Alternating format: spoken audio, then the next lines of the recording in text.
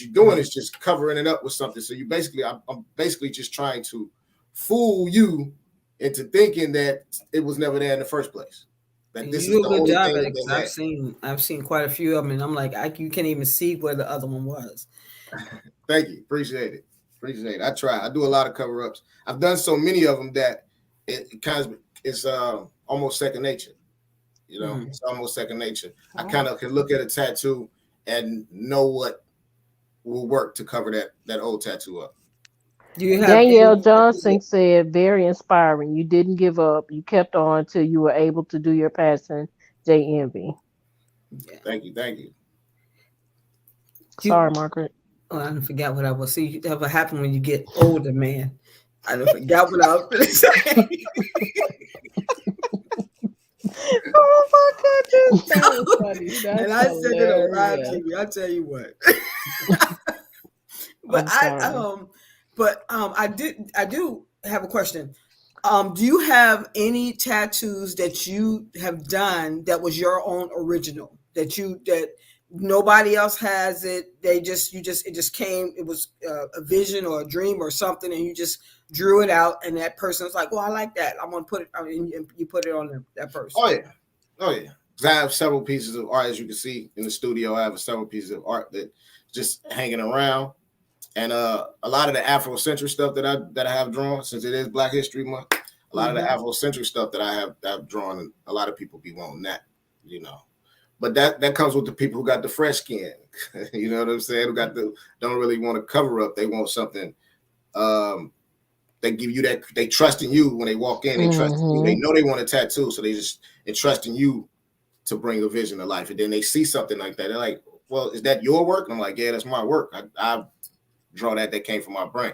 Oh yeah, I want that. That's dope. Who else got that? Anybody else got that? No, right now nobody got it. You know what I'm saying? Yeah, well, I want that. So yeah, it's happened before. It's happened before. I like the one I saw of Malcolm X. I was just totally blown away when I saw that tattoo of Malcolm X. Thank you. I Thank was you. like, oh my gosh, I mean, depicted it perfectly. I was like, man, I said, how do you do that? Can get that? And then the ones I've seen with the people where you have somebody wanted to memorialize a person of that, either whether they was memorializing them or they just want to picture their kid or whatever on their body. I've seen some of those too, and I mean, just really good work. I'm not a tattoo person. I don't like tattoos. I can't put. I won't put nothing on this body. I don't. So, but I do like to see when I've watched your work on Facebook, and it is phenomenal. I have to say it is. It Thank is. you. Thank you. That'd be the that's what I love about it the most though. The tattoos that have meaning. You know what I'm saying? Because those are the tattoos that you know that person really thought about that. You know, Mm. they really thought about. They really took time. They waited. They willing to pay the money for your time and your service, so you can. And then when you do it and you nail it, because every portrait is difficult. Every portrait is difficult because they know how these people look all the Mm-hmm. time. They've seen Mm-hmm. these people all the time. I can only go by the photo that's given to me. Right. So I'm staring at this photo for 15 minutes, coming up with a stencil, and then I'm tattooing it for 2.5, 3 hours, 4 hours. You know what I'm saying?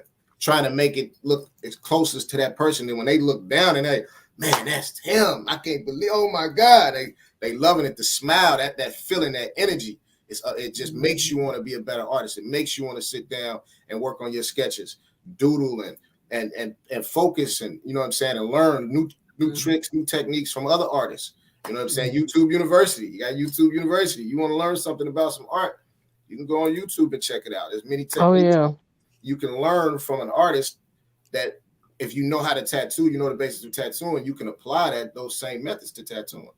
Yeah. So I love it. I love it. I love the feeling that I get from people when they see the tattoos that I've done on them and they tell people about the work and they like, man, he's solid, he official with it. You know, I love it. Yeah, you do. You get into your work. You really do get into your artwork of doing the tattoos.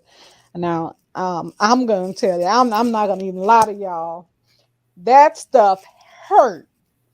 I I'm just keeping it But you real. was twitching the I whole was time. look the whole time I was in that chair. I was.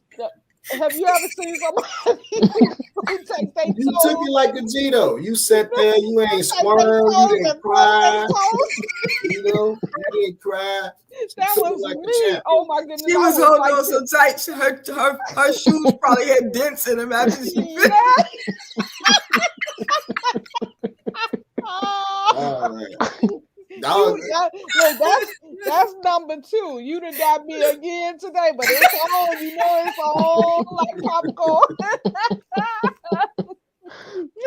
First she told me I like was them dating people Flavor on, Flav. on them roller coasters. They be going. That's how I was when he was doing. I said, "You almost finished?" She said, "No, we got a little more to go." I was like, "Oh my god!"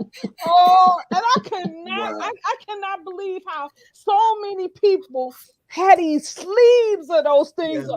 I'm like, you gotta be out of your mind to be After a able while, to you sit after a that while you fast. get used to the pain too, though. After a while, you get used to the pain. I know. And you got to understand, some people in the world, it's tattooing is therapeutic because you have people who cut themselves. Oh yeah. You know what I'm saying? So instead of them cutting themselves, they come get a tattoo. I've actually covered up scar markings for people who have cut themselves. Oh wow. And they say it's soothing, it's relaxing to them. You know what I'm saying? The whole tattoo process is relaxing to them. So in a way, I mean, it's not for everybody. It shouldn't be for everybody. If it was for everybody, then everybody would have a tattoo and it wouldn't be too taboo about it. You see what I'm saying? So that's the beautiful thing about what I do. You know what I mean? It's not for everybody. You know what I'm saying? And that's cool. You cool if you don't have a tattoo. You know what I'm saying? But you cool if you do. That's all. Yeah. I'm gonna tell you, I think I like the old-fashioned way the best because that little pen sticking the little pen was What's the old-fashioned way? The peel and stick it on your arm. No. Well, no, Jason, the real explain the old-fashioned old way. one. The real old-fashioned way is the way they used to do it, like in Polynesia with the stick, and they had like these little bone needles that they had. They used to ink, and they would hit, and it make this noise like tattoo, tattoo, tattoo. So that's basically kind of how they came up with the name. But us in the hood, us black folks, we took that little sewing needle. You did put a little string around that joint, had a little Indian ink, and was out there poking. And it was easier. Yeah. Right. You know? Only thing about it, only thing that with that doing it that way is they gotta smack your arm. Wherever you get this tattoo at, they gonna smack it. And I don't even know if they were supposed to do that. Right. Honestly. I think some people just enjoy hitting you. Right. I don't think that was very sanitary. I don't back to birth. Doing that to an open wound. You gotta smack it to put it in there. Like, I don't know. I think that might have not been a good decision, but that was the way they did it back then, from what I heard. I've never had to do a tattoo that way. I've always used machines. But yeah. I don't know if I would want to do a head poke tattoo. Yeah, they seems long. They used to smack the crap out of wherever you get the tattoo. They hit it, and I'm like, "Do you really gotta hit me like that?" They said that's to make the ink go through the tattoo. Somebody might have got smacked back. Yeah. I don't know if that was a smart thing, if that was supposed to go down like that. Right. Because back then in them days, people weren't even wearing gloves when they were tattooing each other. Yeah, you're right. They wasn't. All kind of germs. Sanitary. Yeah, I don't know. But like back then you would cut yourself and rub the blood with your homie and be like, yeah, we blood brothers. Blood brother. Oh yeah. You know what I'm saying? You can't do that in today's world. Right. You cannot. You walk away with all kind of diseases. Danielle Johnson said, wow, awesome story regarding the cover-ups. I want to ask you, have you had any issues? Like, I always want to know, like, do diabetic patients, can they get tattoos safely? And have you ever had an issue with somebody who didn't take care of their tattoo to get like an infection or whatever that you know about? Well, thankfully, I've never had to deal with that situation. I try to explain the best way I possibly can how to treat your tattoo and aftercare. I mean, I laugh and I joke with my clients. I have a good time. You know what I'm saying? They know it's pretty cool. But when it's time to get serious and I explain what they need to do with their tattoo, I definitely